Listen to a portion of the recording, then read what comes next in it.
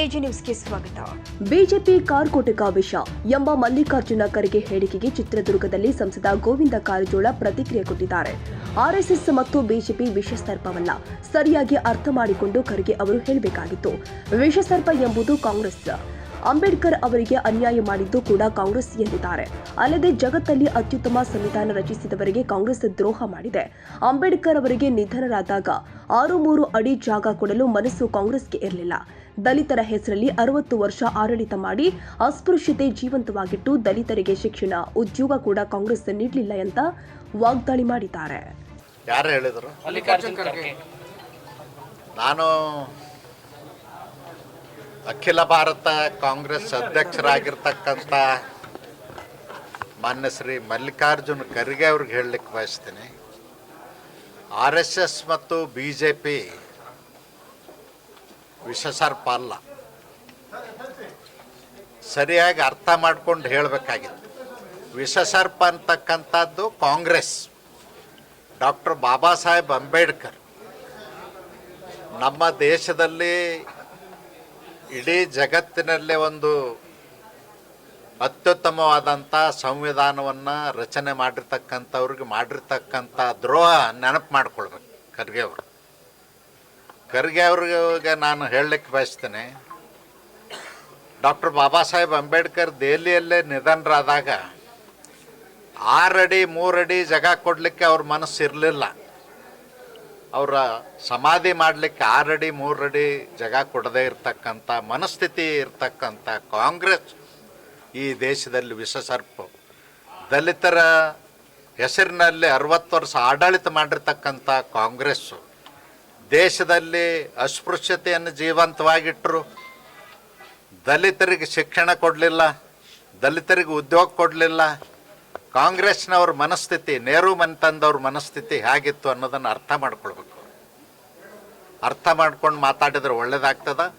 ಖರ್ಗೆ ಅವ್ರಿಗೆ ನಾನೊಂದು ಆಹ್ವಾನ ಕೊಡ್ತೀನಿ, RSS ಹೆಡ್ ಕ್ವಾರ್ಟರ್ ನಾಗ್ಪುರ್ಗೆ ಬಂದು ನೋಡಲಿ ಅವರು, ಆಮೇಲೆ ಮಾತಾಡಲಿ.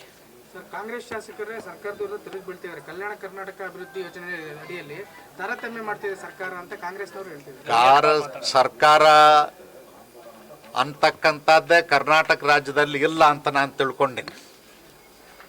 ಕಾಂಗ್ರೆಸ್ ಸರ್ಕಾರ ಅಧಿಕಾರಕ್ಕೆ ಬಂದ ಮೇಲೆ ಪ್ರತಿಯೊಂದು ವಿಧಾನಸಭಾ ಕ್ಷೇತ್ರಕ್ಕೂ ಅಭಿವೃದ್ಧಿ ಬಗ್ಗೆ ಅನುದಾನವನ್ನು ಬಿಡುಗಡೆ ಮಾಡಬೇಕು. ಆದರೆ ಕೇವಲ ಕಾಂಗ್ರೆಸ್ ಶಾಸಕರಿಗೆ 25 ಕೋಟಿ ಅನುದಾನ ಬಿಡುಗಡೆ ಮಾಡಿ ಇನ್ನುಳಿದಂಥ JDS ಶಾಸಕರಾಗಿರ್ಬೋದು, BJP ಶಾಸಕರಾಗಿರ್ಬೋದು, ಅಥವಾ ಮತ್ತು ಇನ್ನುಳಿದಂಥ ಯಾವುದೇ ಶಾಸಕರಾಗಿರ್ಬೋದು, ಅವ್ರಿಗೆ ಅನುದಾನವನ್ನೇ ಕೊಟ್ಟಿಲ್ಲ. ಹಾಗಾದರೆ ನಿಮಗೆ ಆ ಕ್ಷೇತ್ರಗಳ ಅಭಿವೃದ್ಧಿ ಬೇಡ? ಆ ಕ್ಷೇತ್ರಕ್ಕೆ ದ್ರೋಹ ಮಾಡ್ತೀರಾ? ಆ ಕ್ಷೇತ್ರದಲ್ಲಿ ನಿಮ್ಮ ಪಕ್ಷದ ಅಭ್ಯರ್ಥಿಗಳು ಗೆದ್ದಿಲ್ಲ ಅಂಥೇಳಿ ಇಂಥ ದ್ರೋಹ ಮಾಡ್ತಕ್ಕಂಥ ಸರ್ಕಾರ ನಾನು ನೋಡಿರಲಿಲ್ಲ. ಯಾವತ್ತೂ ಕೂಡ ಅನುದಾನ ಹಂಚಿಕೆಯಲ್ಲಿ ಆಡಳಿತ ಪಕ್ಷಕ್ಕೆ ಸ್ವಲ್ಪ ಇರ್ತದೆ, ಎಡ್ಜ್ ಇರ್ತದೆ ಹೆಚ್ಚಿಗೆ ಕೊಡ್ತಕ್ಕಂಥದ್ದು. ಆದರೆ ಒಟ್ಟಾರೆ ಕೊಡದೇ ಇರತಕ್ಕಂಥದ್ದು ಇದು ರಾಜ್ಯದ ಅಭಿವೃದ್ಧಿಗೆ ಮಾಡ್ತಕ್ಕಂಥ ದ್ರೋಹ. ಮತ್ತು ಪಕ್ಷಾತೀತವಾಗಿ ಅಭಿವೃದ್ಧಿ ಮಾಡಬೇಕಾಗ್ತದೆ. 224 ಕ್ಷೇತ್ರಗಳನ್ನು ಅಭಿವೃದ್ಧಿ ಮಾಡಬೇಕಾಗ್ತದೆ. ಅಭಿವೃದ್ಧಿ ಮಾಡೋದ್ರಲ್ಲಿ ಈ ಸರ್ಕಾರ ಹಿಂದೆ ಬಿದ್ದಿದೆ. 1.5 ವರ್ಷದಲ್ಲಿ ಒಂದೇ ₹1 ಅನುದಾನ ಕೊಟ್ಟಿಲ್ಲ, ಅಭಿವೃದ್ಧಿ ಮಾಡಿಲ್ಲ. ಮತ್ತು ಇವತ್ತು ಬಡವರಿಗೆ ದ್ರೋಹ ಮಾಡ್ತಾ ಇದ್ದಾರೆ. ರೇಷನ್ ಕಾರ್ಡ್ ಟಾರ್ಗೆಟ್ ಕೊಟ್ಟಿದ್ದಾರೆ, 22 ಲಕ್ಷ ರೇಷನ್ ಕಾರ್ಡ್ಗಳು ರದ್ದಾಗಬೇಕು, BPL ಕಾರ್ಡ್ಗಳು ಅಂಥೇಳಿ. ಇದೆ ಅಂಥ ದ್ರೋಹ ಇದು. ಅದಕ್ಕೆ ಈ ಸರ್ಕಾರ ಆಡಳಿತ ಮಾಡಲಿಕ್ಕೆ ನೈತಿಕತೆ ಇಲ್ಲದಂಥ ಒಂದು ಭ್ರಷ್ಟ ಸರ್ಕಾರ. ಇದನ್ನು ಜನ ಕಿತ್ತೊಗಿಬೇಕು ಅಂಥೇಳಿ ಈಗಾಗಲೇ ಮಾತಾಡ್ತಾ ಇದ್ದಾರೆ. ಖಂಡಿತವಾಗಿಯೂ ಇನ್ನು ಕೆಲವೇ ತಿಂಗಳುಗಳಲ್ಲಿ ಸರ್ಕಾರ ಪತನ ಆಗ್ತದೆ. ಹೋರಾಟದಲ್ಲಿ ಬಿಜೆಪಿಯಲ್ಲಿ 2 ಬಣಗಳಾಗಿದೆ. ಒಂದು ಯತ್ನಾಳ್ ಅವರು. ಬಣಗಳೇನಲ್ಲ, ಅದನ್ನು ತಪ್ಪಾಗಿ ಅರ್ಥೈಸಬೇಡಿ. ಯಾವಾಗಲೂ ಒಂದು ರಾಷ್ಟ್ರೀಯ ಪಕ್ಷದ ವ್ಯವಸ್ಥೆಯಲ್ಲೇ ನಡೀತಾ ಇರ್ತದೆ.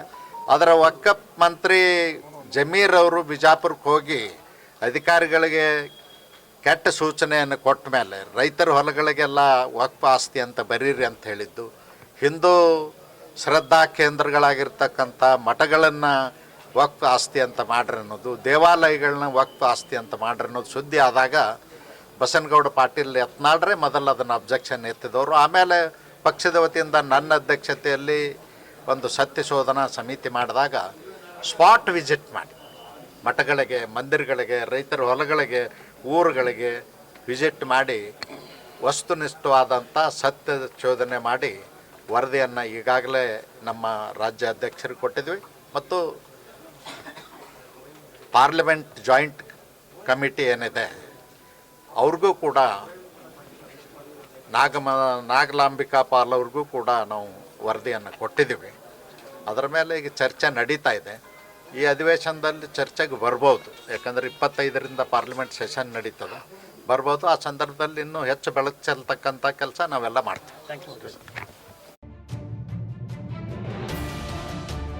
ಕನ್ನಡಿಗರ ಮೆಚ್ಚಿನ ನಿಮ್ಮ AJ 24/7 ನ್ಯೂಸ್ ಕನ್ನಡ ವಾಹಿನಿ ಇದೀಗ ಟಿವಿಯಲ್ಲಿ ಲಭ್ಯ. ಒಂದು ವೇಳೆ ನೋಟಿಸ್ ಕೊಟ್ಟಿದ್ರೆ ವಾಪಸ್ ತಗೋತೀವಿ. ಇವತ್ತು ವಕ್ಫ್ ಪ್ರಾಪರ್ಟಿ ಅಂತೇಳಿ ಬರ್ತದೆ ಅಂತ ಹೇಳಿದ್ರೆ ರೈತರು ಬೀದಿಗೆ ಬದಲು ಏನು ಮಾಡಬೇಕಾಗುತ್ತೆ? ಯಾರು ವೋಟ್ ಹಾಕಲಿಲ್ಲ ಅಂದ್ರೆ ಗ್ಯಾರಂಟಿನೆಲ್ಲ ಸ್ಟಾಪ್ ಮಾಡ್ಬಿಡ್ತೀವಿ.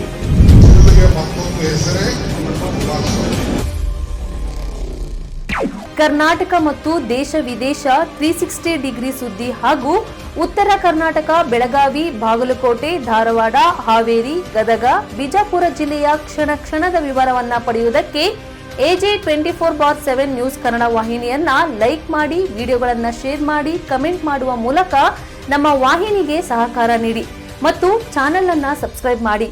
ಧನ್ಯವಾದಗಳು.